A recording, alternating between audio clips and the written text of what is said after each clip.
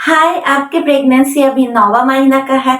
Just 32 हफ्ता पार करके आप आ गए हो, तो फिलहाल अभी आपका प्रेगनेंसी है 9वां महीना का। और 9वां महीना में बीच में ही आप हो, जैसे 35 हफ्ते में आप हो और आप 36 हफ्ते में हो, तो कभी भी आपके बेबी आपके गोदी में होने वाले हैं, कभी भी आपके बेबी बाहर आने वाले हैं। एक्साइटमेंट आपके अंदर काम कर रही है, बहुत ज्यादा एक्साइटेड हो बेबी को गोदी में लेने के लिए, उनको स्पर्श करने के लिए। तो ये वीडियो है आप लोगों के लिए। आइए वीडियो में चलते हैं।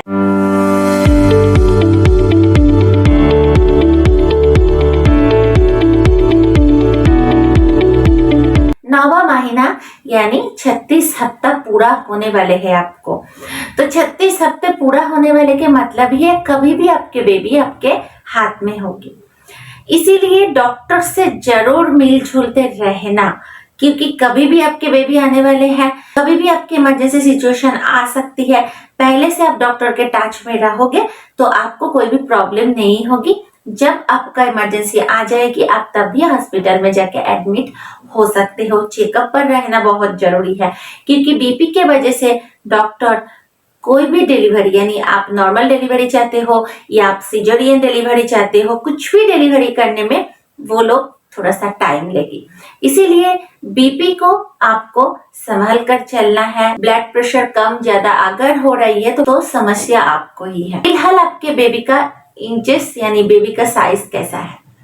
अभी बेबी का साइज है 12.5 इंचेस, 32 सेंटीमीटर। आपके बेबी का डेवलपमेंट बहुत सही से हो गई है, यानी उनका आइज तैयार हो गई है, स्किन पर कोई भी रिंकल्स नहीं है। आपके बेबी अभी बहुत ही डेवलप्ड है।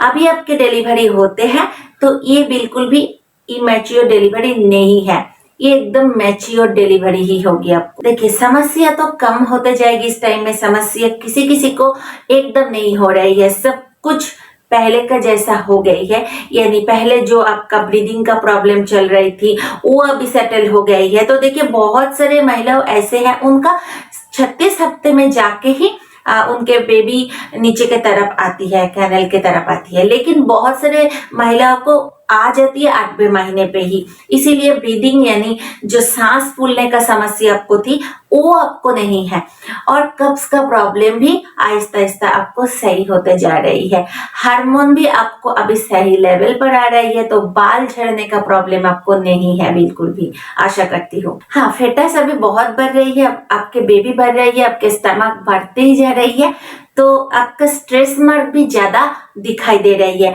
और वेन्स यानी आपके नसों बहुत ज्यादा दिख रही है। नस बहुत सारे महिलाओं को इस टाइम में ज्यादा दिखती है, मोटा मोटा तरीके से दिखती है, जो लोग बहुत ज्यादा फेयर होती है। और हाँ, रात में सोने की समस्या आपको थोड़ा सा हो रही है। तो रात में सोने का समस्या इस टाइम में ज्यादा होती है। आपके अंदर एक टेंशन कम करती है, तो हार्मोन्स के ऊपर इफेक्ट आती है। इसीलिए किसी किसी को रात में सोने में बहुत प्रॉब्लम होती है, उसको नींद ही नहीं आती है। तो चेष्टाएं जारी रखिए, सोना है आपको, सही से सही नींद लेना है ताकि आपके प्रेशर कंट्रोल में रहे। पानी अच्छे से पीते रहना है आपको। पानी आपको दिन में 3 से 4 लीटर जरूर लेना है। अभी भी आपके बेबी का डेवलपमेंट चल रही है और उनका जो इम्यूनिटी फ्लूइड का लेवल है वो भी सही रहना है। आपके शरीर में जो डिहाइड्रेशन ना हो, हाइड्रेट रहे आपके बॉडी, क्योंकि ड्राई बहुत हो जाती है स्किन, खुजली बहुत आ रही है, स्ट्रेच मार्क्स के ऊपर खुजली आ रही है, आपकी स्किन के ऊपर रैशेस आ सकती है। इसलिए पानी अच्छे से लेते रहना है। हेल्दी एक डाइट आपको लेना है। ज्यादा मसालादार खाना बिल्कुल ना लीजिए अगर आपको पेट का समस्या अभी भी है तो।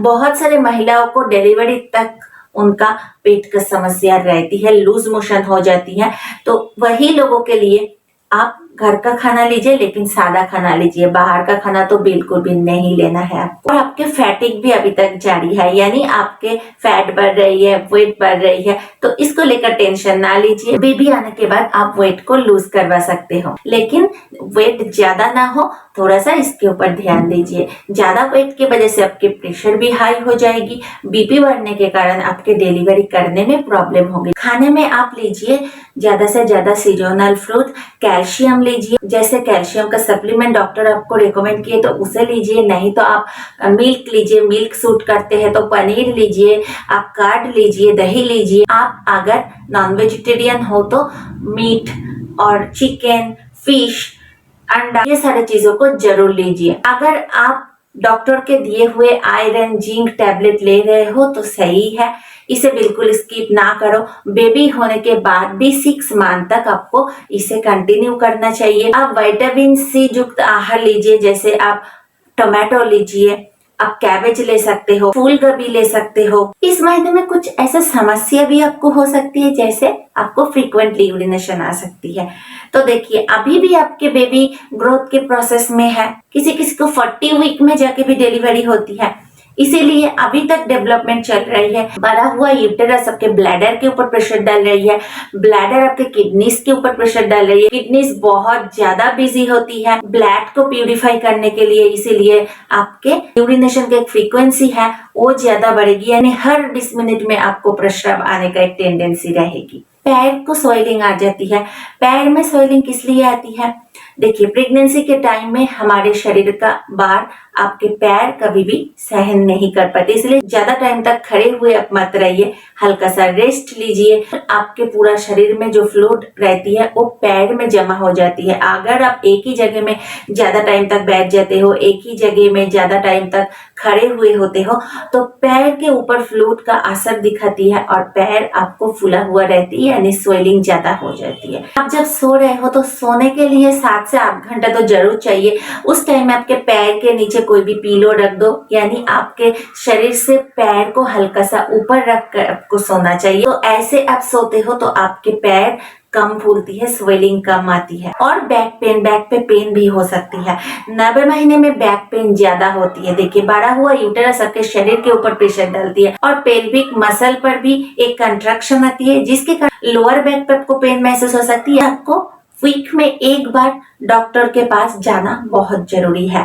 आपका वेट सही है या नहीं है वो जांच करवाना चाहिए। बेबी का हार्ट बीट जांच करवाना है, कितने बार वो किक कर रही है वो भी जांच करवाना जरूरी है। तो ये सारे आपको दिखने के लिए, बीपी के लिए, बीपी चेक करने के लिए, क्योंकि आपके डिलीवरी कभी भी होने वाली है, तो ये सारे कुछ आपको चेक करना जरूरी है। इसीलिए आपको हफ्ते में एक बार करके डॉक्टर के पास जाना है जब आपको 9वें महीना चल रही है। तो 9वें महीने में कभी भी आपको वाटर ब्रेक हो सकती है।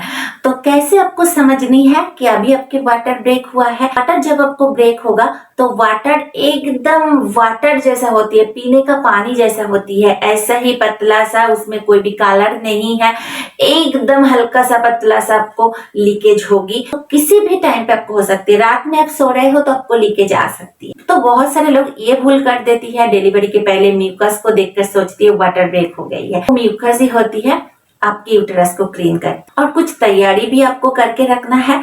तो 9वें महीने में क्या तैयारी आपको करना चाहिए, अगर आप जानना चाहते हो तो प्लीज मुझे कमेंट पे आके बताना मत भूलो, क्योंकि मुझे भी नॉर्मल डिलीवरी हुआ था और ये हुआ था गवर्नमेंट हॉस्पिटल में। तो मैं क्या तैयारी की थी, कौन से समय पे मैं समझी थी हाँ अभी मेरा डिलीवरी होने वाले है, यानी नॉर्मल डिलीवरी होने वाले है, तो वो जानने के लिए प्लीज कमेंट पे आके मुझे बताना मत भूलिएगा।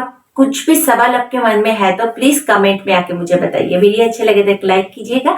तो चलिए आज के लिए इतना ही, आपसे फिर मिलती हूँ नेक्स्ट कोई वीडियो को लेकर। तब तक के लिए tata bye bye, stay healthy stay happy, thank you and all the best.